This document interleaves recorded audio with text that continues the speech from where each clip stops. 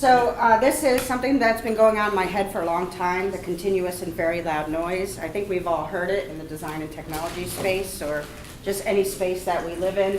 And I wanted to bring that to the forefront and how it affects the programs and projects that I work on. One of the things I like to start off with when I get depressed is, I said, if you want the rainbow, you got to put up with the rain.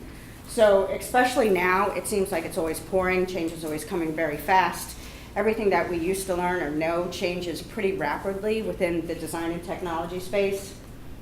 And there's a very important reason why this matters. According to the Harvard Business Review, and you guys can look that up, this is why people have trouble with change, even if it's change for the good. Loss of control, excess uncertainty, surprise, surprise, everything's different, concerns about competence. And sometimes the threat is real. Sometimes change is not for the good for you personally, and that can be very unsettling. So when I come up with a new challenge, this is how I pretty much do it. I say I volunteer as tribute, I'll jump in, and I will try what's new and what makes everything nervous. This is pretty much what I have to do every week, because everything that's changing within the business, within our customers, in their lives, and our technology and design space, and our organizational design space, everything is coming across very differently than it used to. So the most recent Hunger Game that I've been with, as far as innovation goes, this new product program that I launched included all the newest UX and UI features that I worked on with the product company to develop for us to make it really user and mobile friendly and very, very scalable for the company. It had a national reach for internal employees. It was audience agnostic and evergreen.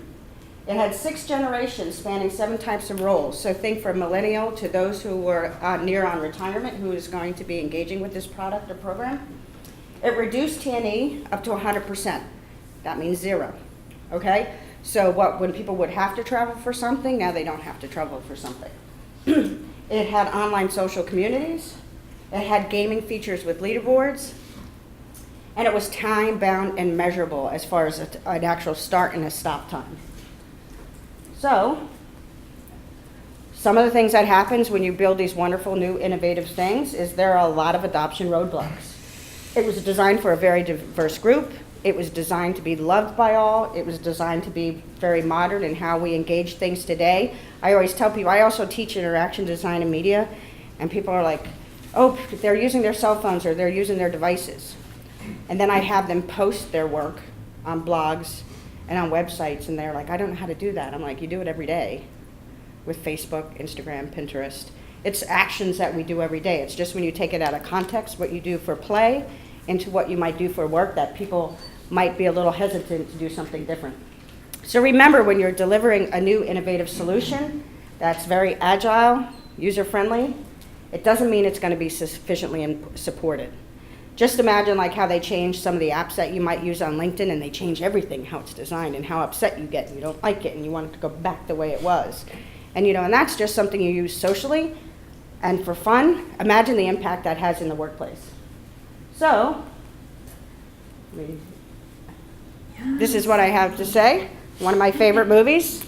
It's supposed to be hard, or else everyone would do it. I keep that in my mind when I get really depressed and upset about it's not going the way I want to. I realize it's not meant to be easy. It's meant to be a challenge. And again, I got to keep plowing through it. So, change is good, but it can also be hard. That being said, so is this clicker. So I'll use this.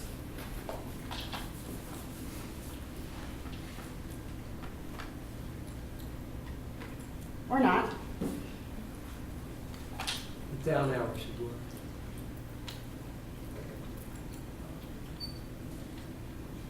I'll go from here. So it's good, but it can also be hard, and because that's a lot of reasons. And I'll tell you what the reasons are. People are not used to it. They say, hey, I don't want something online. I want to travel and meet people. This will change the whole way I do things.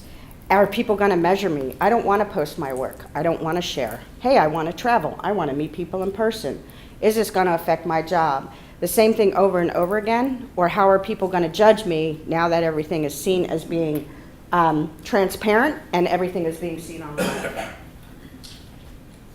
So,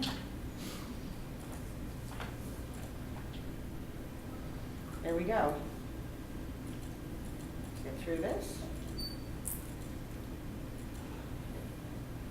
So be fearless, but also be realistic. Change is not going to go away anytime soon. It's only going to get more rapid every day that we work. And one of the things I like to think about, which is kind of hard, I've been in the business for a long time. And I read in BAM magazine, which is before and after, it's an old school magazine, but they had a really poignant type of statement, and that was we used to create masters in what we do.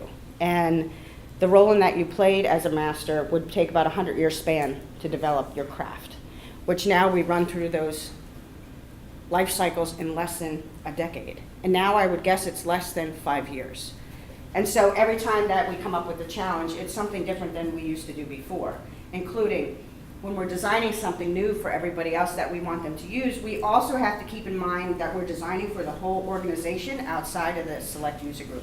And those include users who manage program communications, content and delivery, usability for those who are technically intimidated, support teams and leadership, the rating culture of how things are done, and looking to the future, but to be sure to include those from the past. So that being said, I don't want to keep going on this because Kevin's giving me the sign back there, literally.